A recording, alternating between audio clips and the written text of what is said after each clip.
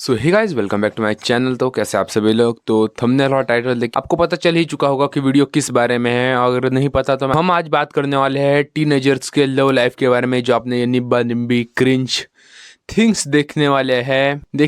इससे ज़्यादा बोलूंगा कि मैं अपना पॉइंट ऑफ व्यू रखूंगा, वो भी आपके साथ आपके सामने। चलो फिर वीडियो को शुरू करते हैं। तो शुरू करते क्या ही बोलो, क्योंकि मैंने इस वीडियो के प्रॉपर एक स्क्रिप्ट नहीं लिखी, क्योंकि अगर मैं वो लिख लेता वो थोड़ी सी स्क्रिप्टेड वीडियो हो जाती और मैं इस वीडियो को रॉ रखना चाहता था, इसलिए मैंने स्क्रिप्ट विफ्ट कुछ नहीं लिखी। तो आजकल आपने ये वाली रील्स, आजकल तो मैं नहीं बोलूँगा, लेकिन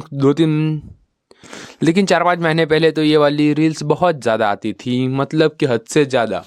और उससे ज़्यादा आते थे इनके ऊपर कमेंट्स, मतलब कि हर कोई आके बोल रहा है उनको निब्बा निब्बी, ये सब उम्र नहीं है तुम्हारे प्यार करने की।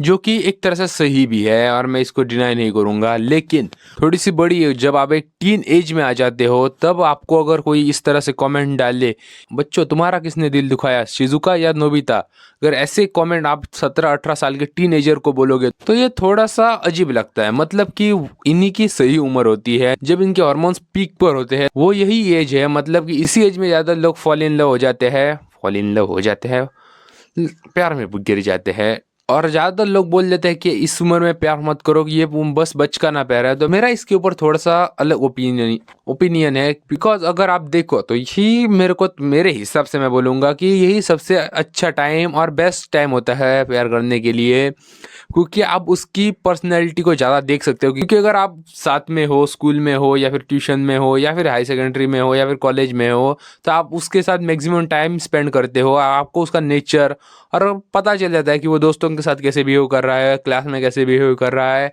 और आपके साथ कैसे बिहेव कर रहा है। यही अगर हम कंपैरिजन करें 25-30 साल की एज में, तब ज़्यादातर ये होता है रैंडमली मिलना, या फिर घर वालों के प्रेशर में, या फिर ऐसे ही आपको जब ऐसे एज आ जाती है कि अब कुछ कोई भी मिल जाए, बस मिल जाए, वो एज हो जाती है। इसलिए आप उसके ज़्यादा ढूंढने में नहीं लग जाते हो, जो मिल जाए उसके साथ रिलेशन में जल्दी आ जाते हो 90% लोग, और उसके बारे में आपको ज़्यादा कुछ पता नहीं होता और उसके बाद डिवोर्स हो जाते हैं, ब्रेकअप हो जाते हैं।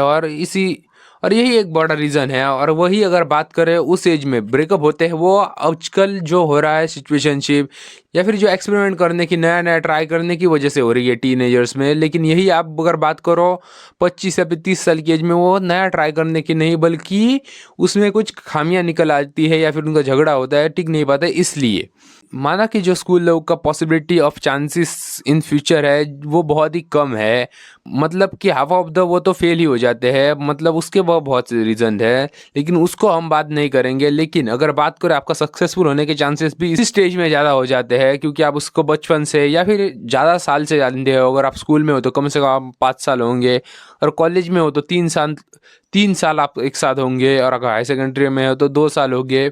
मतलब इसमें ये उसको जानने का पीरियड ज़्यादा में हो जाता है, और तब आप उसकी सिर्फ पर्सनैलिटी को देख के प्यार करते हो, ना कि उसके पास कितना पैसा है या फिर ये है या फिर वो है, वो किस तरह से बिहेव करता है उसी के ऊपर। और वही बात करें 25-30 साल की उम्र में, आप क्या देखते हो कि वो क्या कमा रहा है, कितना कमा रहा है, उसके पास कितनी गाड़ियाँ, उसका स्टेबल बैकग्राउंड है या नहीं। लेकिन यही आप टीनेज में नहीं देखते हो, बस आप गिर जाते हो। लो में आपके सक्सेसफुल होने के चांसेस तो किसी भी एज में नहीं होते। अगर आपको कोई बोले कि ये टाइम है पढ़ाई करने का, इस टाइम पर इस सब पे ध्यान मत दो, सिर्फ पढ़ाई पे ध्यान दो, तो आप उसको बोला अबे माचदा ना, तू है कौन? क्योंकि अगर आपने एक बार इस चांस को मिस कर दिया तो आप बाद में बहुत ज़्यादा रिग्रेट करने वाले हो।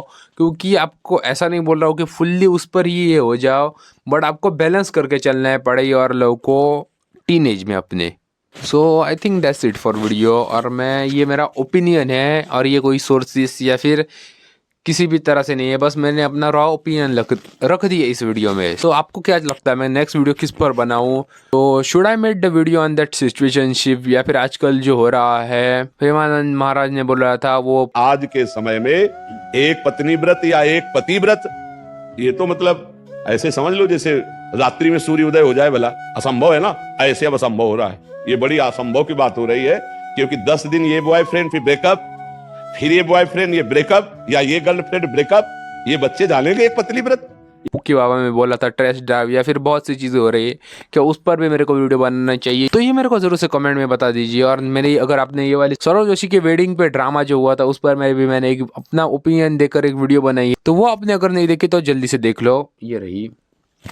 सो मिलते हैं आपसे नेक्स्ट वीडियो, तब तक bye bye.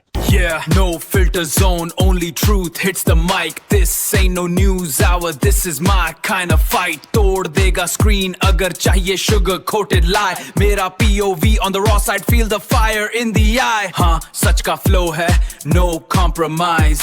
Straight up talk, that's the only prize. No filter Aryan, the realest on the rise. No filter Aryan, yeah, that's the vibe.